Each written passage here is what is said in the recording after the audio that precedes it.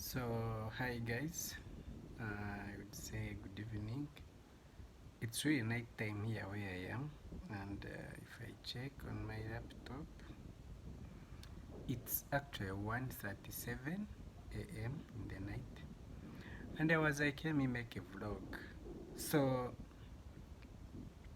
in this vlog, I have decided to talk to you about fintech and why they are the most lucrative businesses people can actually do. In I think for the last 10 years, there has been an overflow of fintechs. There's a lot of money going around in fintechs, and I'm one of the founders of one of fintechs in Uganda. But tonight, I want to give you the secrets why doing a fintech is the best business one can start. Eventually, yeah, if you figure out the right, if you solve the right problem in fintech, there are very many reasons why it can be lucrative, and even not just being lucrative, why it is a better business. But of course it comes with high risks, we know. For example, vulnerability to hacking and all those things, risk of liability. Yeah, but overall, uh, it's a good investment, and you can see when we look at investments so far, like in 2011, in 2021, over, if I may read for you here, uh, over $120 billion were directly invested in fintechs globally. That's huge investment, I think, in a single go. And so fintechs are a real deal, and this is one of the reasons why. For example, if you process a payment, uh, let me give you an example of like mobile money. Unlike other businesses, whereby after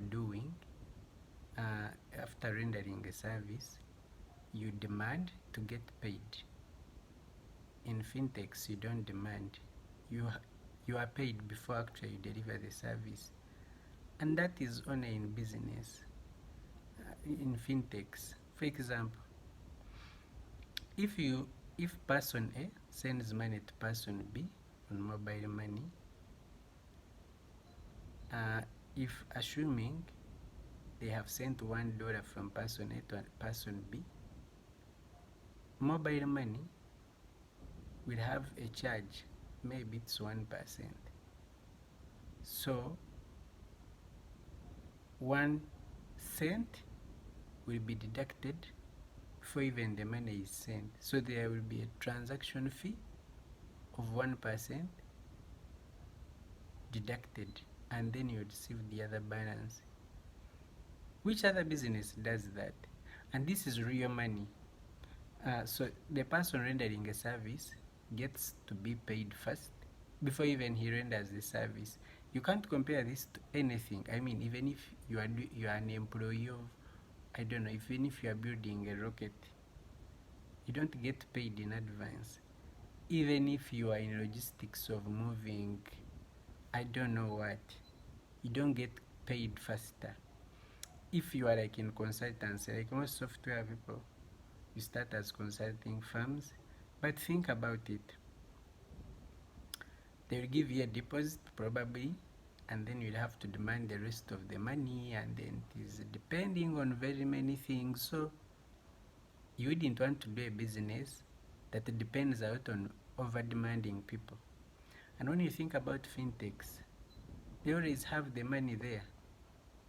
Two, easy to get investment, because I've just told you 120 billion was invested in 1 year.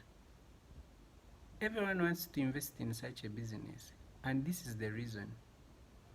The good thing about fintech is that, like I told you, since you are not demanding, the money is already there.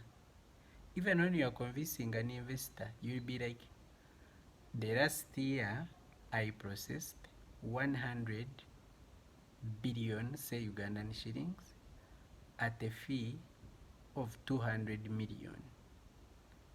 An investor will understand that. The investor will just know that to make more money, you just need to process more transactions. I mean, very many businesses can't achieve that. And remember, these businesses, the fintechs, can scale minus not necessarily increasing cost of production.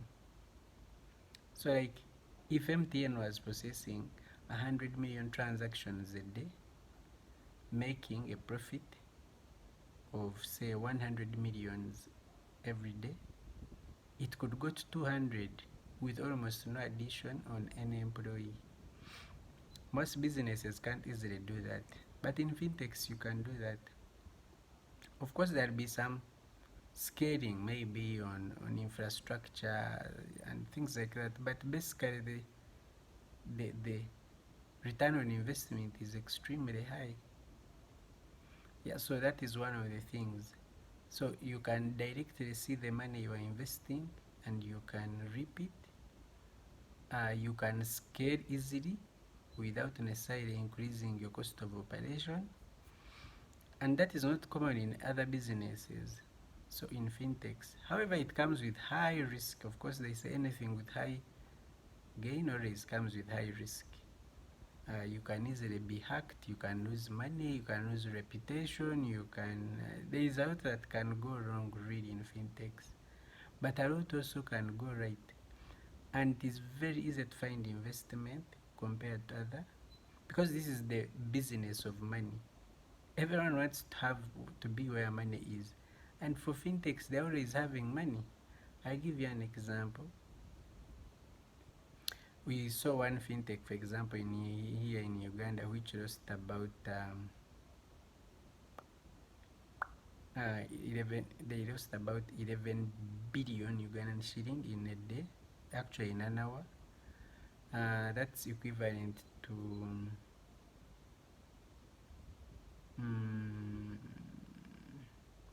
yeah, equivalent almost $3 million. Yeah, they lost it in 1 hour, but the business didn't close. They paid it off and just moved on. Who does that? These guys process billions of transactions in a year. So, I mean, even when these risks come, I mean, they make a lot of money. Look at companies like Stripe. How many transactions do they process in a day or even in a year? How much money? I mean, even if they make a cent on a transaction, think about it. There are less businesses that can easily generate money. And when you think about it, in the future they will be the wealthiest businesses if you think about it. It's just because this is a new industry, it takes some time. And of course there is also a lot of competition.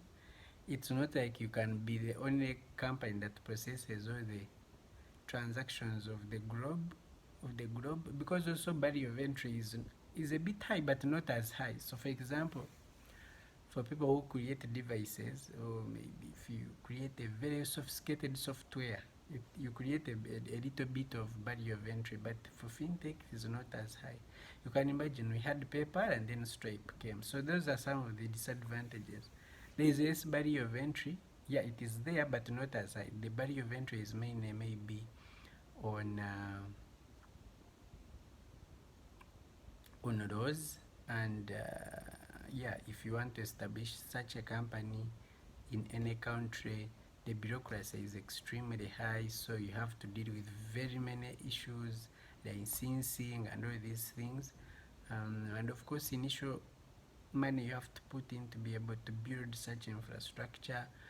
Yeah, but the barrier of entry is not as high compared to building maybe a space company where you can become a monopoly.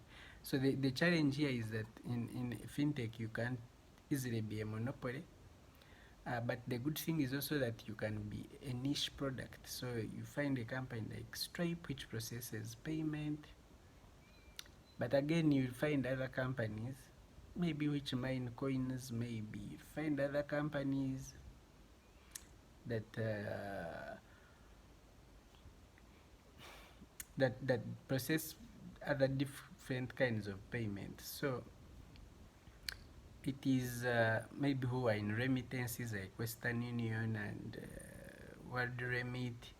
So it's they are a specific niche that you can build, but not necessarily being a monopoly.